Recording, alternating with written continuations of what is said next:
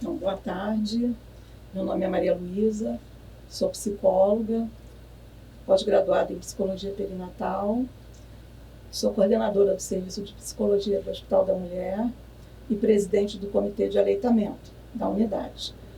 Estou aqui hoje para falar um pouquinho para vocês sobre o profissional de saúde e o apoio ao aleitamento materno, independente se esse profissional trabalha numa maternidade ou não. Todo profissional de saúde, em algum momento, ele vai se deparar com uma gestante ou uma puérpera que acabou de ter seu bebê.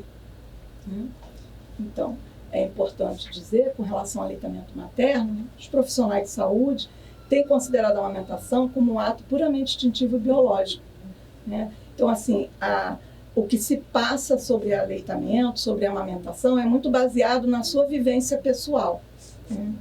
E observamos também alguns profissionais que têm muito domínio teórico do assunto, mas não têm o domínio prático.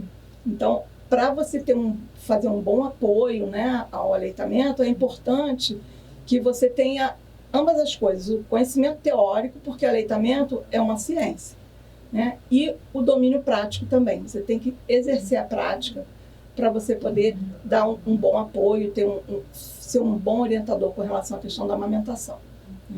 A amamentação precoce, ela pode levar a uma considerável redução da mortalidade neonatal. É super importante, no momento do nascimento, que esse bebê se ele tiver condições clínicas, que ele vá imediatamente ao seio da mãe. Porque, muito mais que os benefícios nutricionais, o leite materno ele é um marcador imunológico. Vai fazer toda a diferença na vida e no desenvolvimento dessa criança.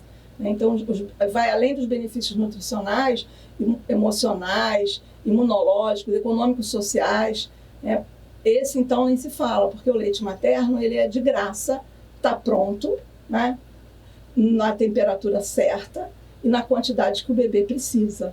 Então, isso vai ajudar no desenvolvimento saudável dessa criança, além de benefícios também para a saúde materna, porque o leite materno, a mãe amamentar é importante para o bebê e para ela também. As mães que amamentam logo após o parto, elas têm mais chances de serem bem-sucedidas na prática da amamentação. Essa é porque ela se torna mais eficaz e com certeza ela vai amamentar por um tempo maior.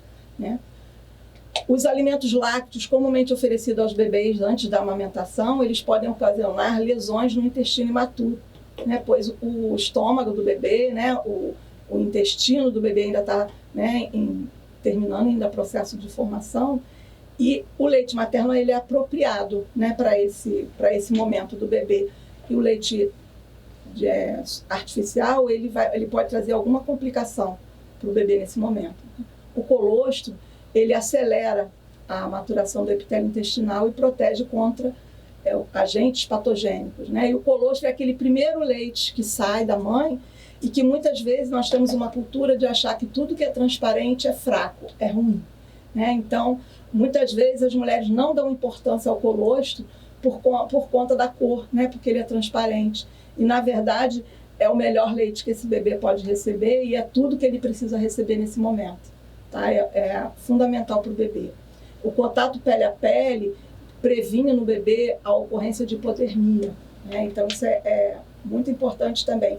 Além de vincular mais a mãe a esse bebê. Esse primeiro momento, o contato pele a pele mãe e bebê vai fazer toda a diferença nesse vínculo afetivo entre ambos. Então, vamos falar um pouquinho dos benefícios para a mãe e para o bebê. Já falamos que no início, assim que o bebê nasce, a amamentação reduz a hemorragia pós-parto. Essa mulher não precisa de fazer uso de alguma medicação, porque o próprio processo da amamentação, com a liberação da ocitocina, que é o hormônio que está diretamente ligado à saída do leite, esse hormônio ele também atua no útero com contração uterina. Então, ele vai reduzir o sangramento naturalmente. Previne o câncer de mama e de ovário, perda de peso, que isso é muito importante, as mulheres gostam de saber disso, é importante falar isso para elas. Gera menos estresse, porque a mãe sabendo que ela está alimentando o seu bebê, o seu filho, ela fica mais tranquila. Diminui a incidência de depressão pós-parto, porque ela se considera útil, e ela vai ter esse envolvimento maior com a criança também. Como eu já falei, aumenta o vínculo afetivo. E a questão econômica, é importante a gente dizer, né? Porque imagina quanto custa uma lata de leite e esse bebê, quantas latas ele vai usar durante o primeiro mês de vida. Então, o leite materno, ele não vai ter nenhum custo. A família vai, inclusive, ter uma reserva, né? Importante para o bebê, porque o leite materno ele traz imunidade, mais imunidade para essa criança, protege essa criança de doenças, né? Menor incidência de morte súbita, isso também já está comprovado com pesquisas que mostram isso, né? O bebê, esse bebê que mama ao peito, ele tem menos risco de desenvolver diabetes e obesidade na idade adulta, né? A fórmula, ao contrário, a fórmula vai propiciar a questão da diabetes e da obesidade, e depois ninguém associa isso ao uso da fórmula quando bebê, né? O bebê também vai ter menos problemas ortodônticos, e a gente sempre se liga na questão ortodôntica, né? Do bebê não desenvolver, né, o dente torto, porque a chupeta é que vai trazer isso, né?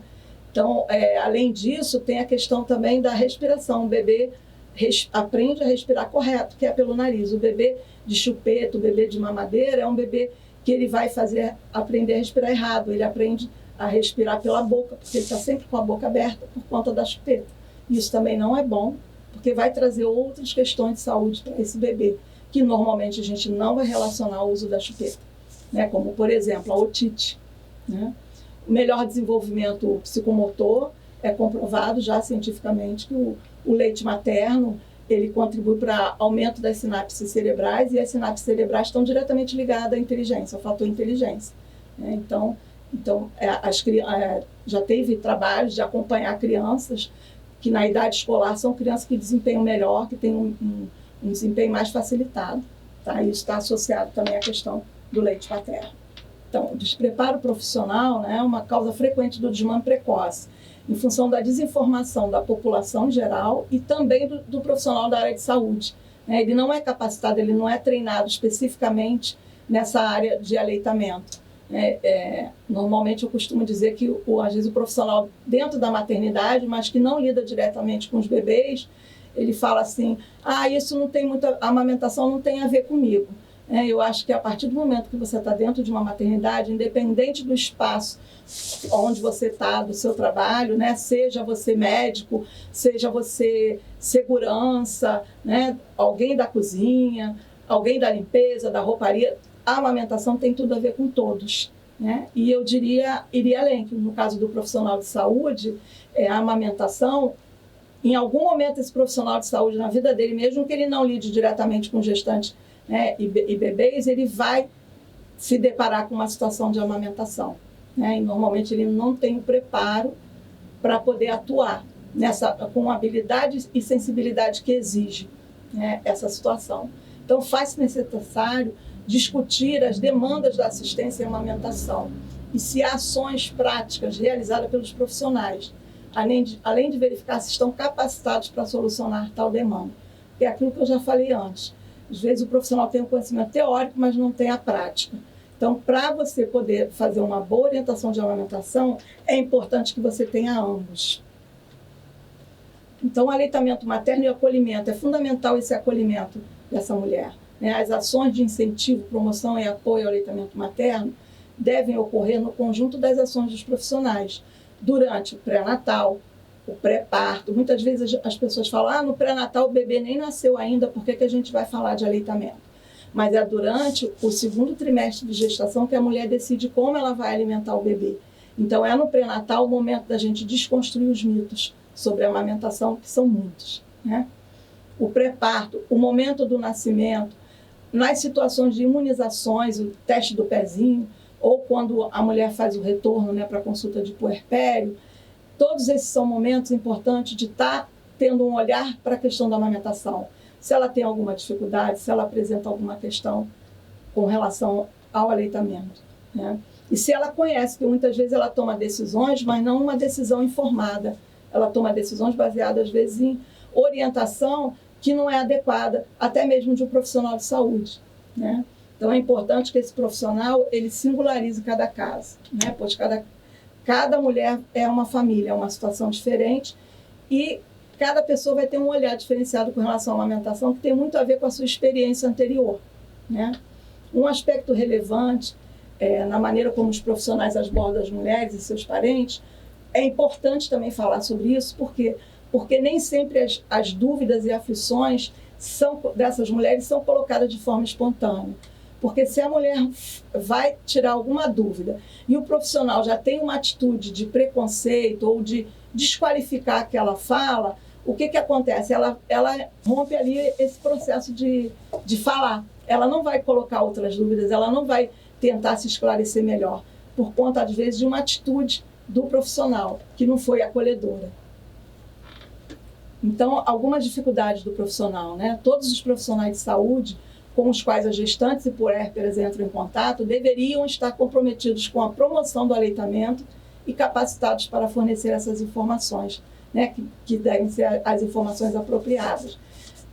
Além de demonstrar habilidade prática e no manejo da amamentação. Porque o que a gente vê, muitas vezes, é o profissional que desconhece a questão do aleitamento e dá informações baseadas na sua vivência pessoal, que muitas vezes foi uma vivência inadequada, né? Não foi correta. Porque ele mesmo não teve alguém que o orientasse.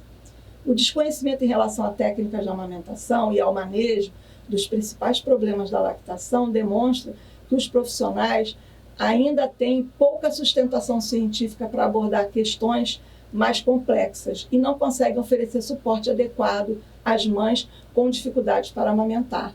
É comum, às vezes, você ouvir o profissional falar assim: essa história de amamentação, não acredito muito nisso. E eu costumo dizer, não é uma questão de fé e nem de acreditar. A amamentação é ciência. Então, quando o profissional não acredita muito, ele está precisando ler mais sobre o assunto, estudar mais sobre o assunto, porque quando a gente conhece sobre a amamentação, é uma ida sem volta. Não tem como a gente não dar importância e não valorizar. Então, o êxito no aleitamento, como é que a gente consegue?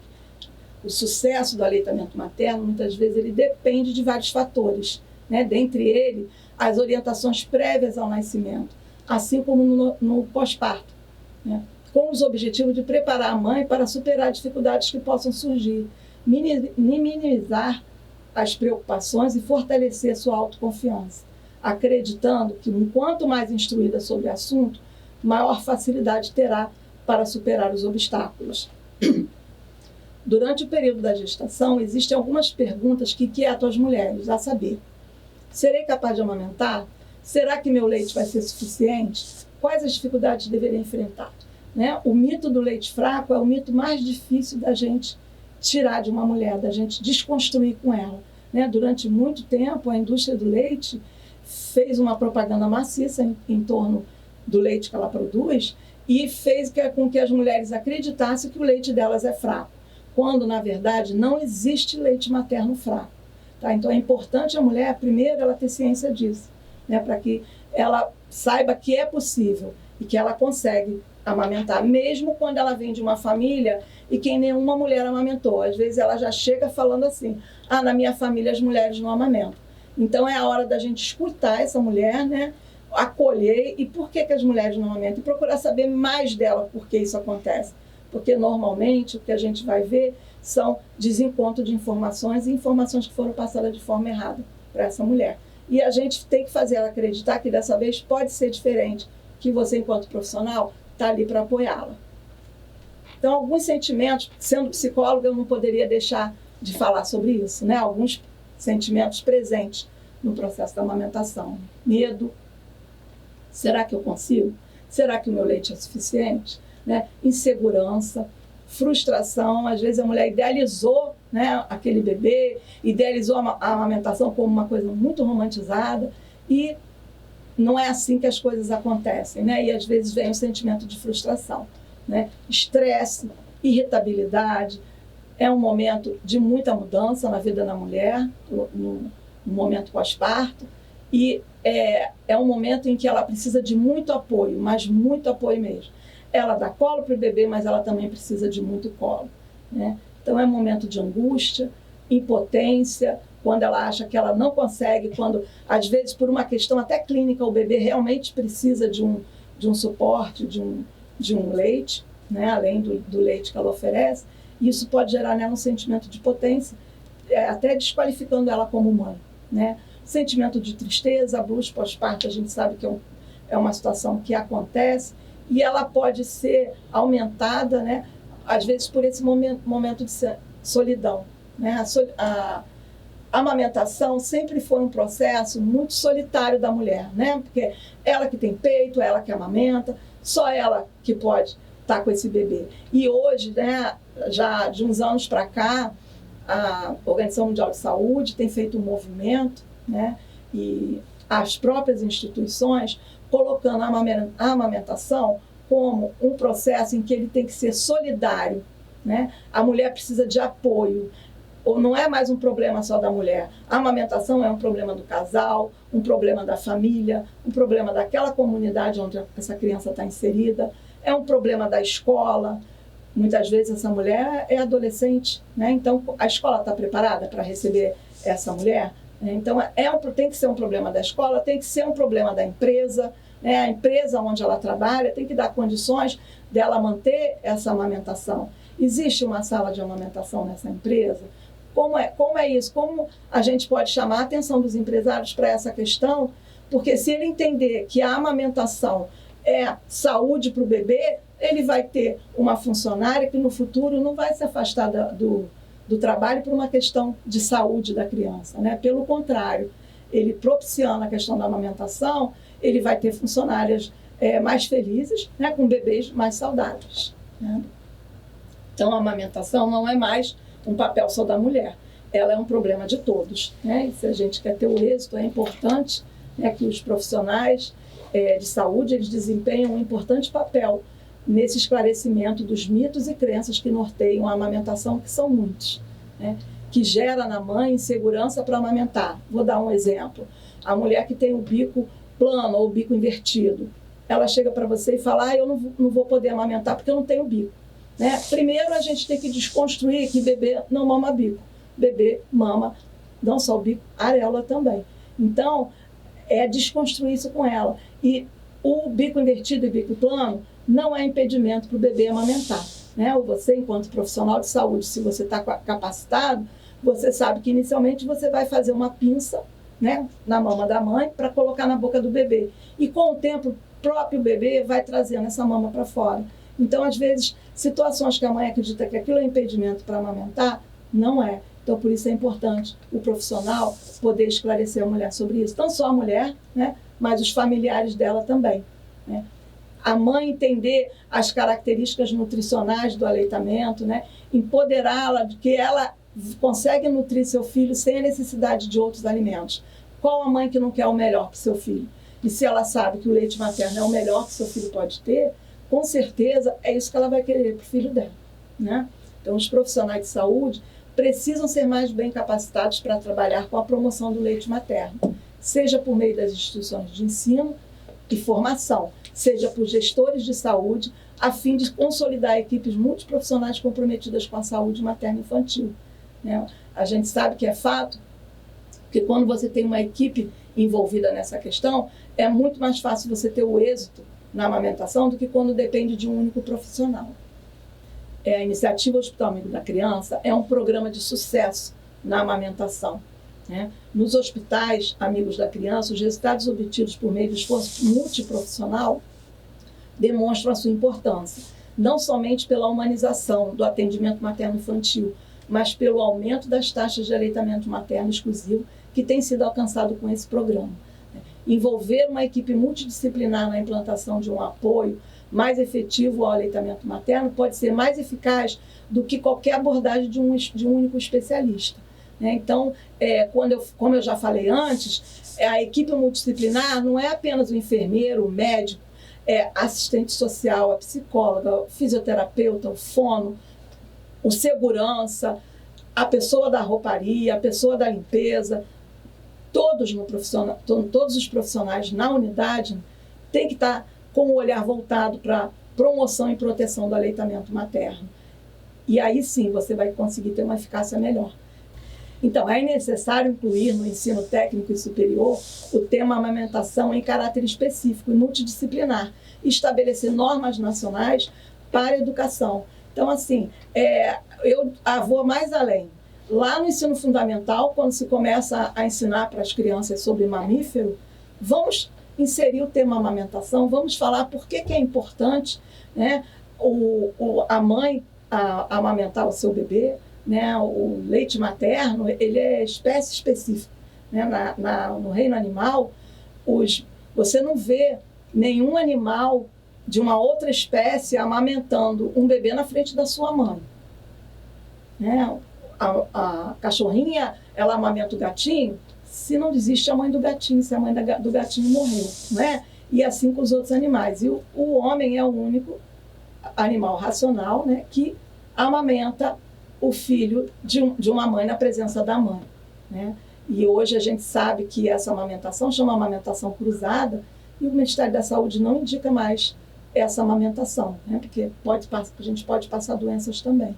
Então, o ideal é que a própria mãe amamente o seu filho e nunca amamente o filho de outra pessoa. Embora a gente tenha essa cultura, né, da ama de leite, durante muitos anos a gente vivenciou isso no nosso país, mas hoje em dia essa amamentação cruzada ela é contraindicada. Tá? A mãe amamenta o seu próprio filho. Então, voltando aí com relação ao programa de sucesso da amamentação do IAC, né, a gente tem aí algumas fotos da nossa unidade. No final do ano passado, nós recebemos a certificação de Hospital Amigo da Criança. Agora, foi um longo caminho de capacitação das equipes, né, capacitação dos profissionais, para estarem focados na questão do aleitamento. E aí você pode ver que tem também cursos com o pessoal da segurança, o pessoal da vigilância. É importante que todos os profissionais tenham esse olhar focado na promoção e na proteção ao aleitamento materno. Então, para finalizar, né, eu gostaria de deixar que o sucesso da amamentação depende não apenas de ações promotoras do aleitamento materno, mas de práticas facilitadoras que protegem e apoiem a mulher que amamenta. Muito obrigado por poder estar aqui compartilhando esse conhecimento com vocês.